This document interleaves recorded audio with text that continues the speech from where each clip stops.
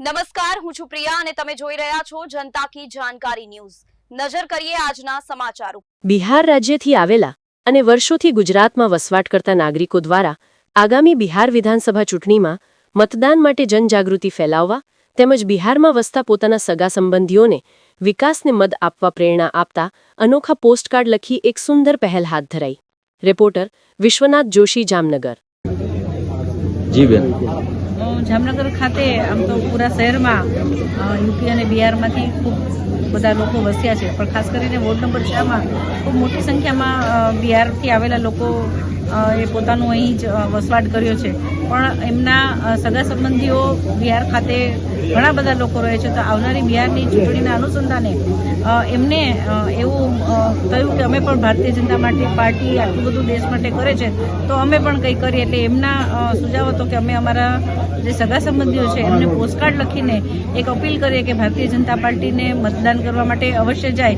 તો એ નિમિત્તે આજે અહીં અમે વોર્ડ નંબર 6 માં બધા ઉપસ્થિત રહ્યા હતા અને ખૂબ બધા લોકો જે લોકો બિહારમાંથી વસ્યા છે એમને પોસ્ટકાર્ડ લખી અને પોતાના સગા સંબંધીઓને એવી અપીલ કરી છે કે આવનારા દિવસોમાં જ્યારે બિહારની ચૂંટણી છે તો જે રીતનો ગુજરાતમાં વિકાસ થયો છે એવો વિકાસ બિહારમાં પણ અવિરતપણે ચાલુ રહે, એના માટે મતદાન કરવા તો અવશ્ય જશો, પણ ભારતીય જનતા પાર્ટીને મતદાન કરી અને દેશને એક નવી દિશામાં જવામાં પોતાનું યોગદાન આપે।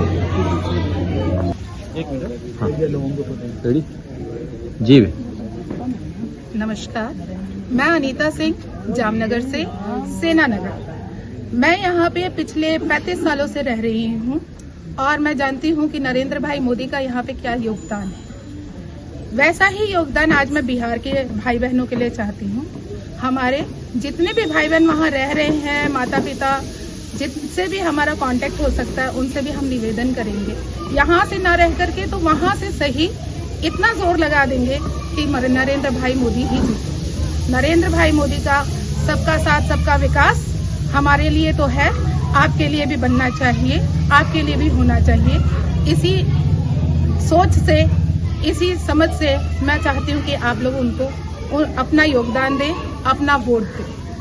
मैं किसी को जिताने के लिए या हराने के लिए नहीं कह रही, मैं सिर्फ इसलिए कह रही हूँ कि अपने देश का विकास, आज संसार में जिस ऊंचाइयों पे हमारा देश चढ़ा है, जहाँ पे अपना झंडा लहरा रहा है, वहाँ पे आज से पहले तो न था। आपने पहले देखा भी न था, इतना सुना भी न था। इतना एक मुख्यमंत्री, अरे एक हमारा जो प्राइम मिनिस्टर है अपने देश के लिए इतना लड़ सकता है, तो उसके पीछे हम सहस्त्र बाजू क्यों नहीं बन सकते। सिर्फ एक वोट ही तो देना है, हमारा साथ ही तो देना है। तो आप उनको, हम मेरी तरफ से मैं गुजारिश करूंगी कि आप सब उनको अपना साथ दें, एक वोट दें। धन्यवाद।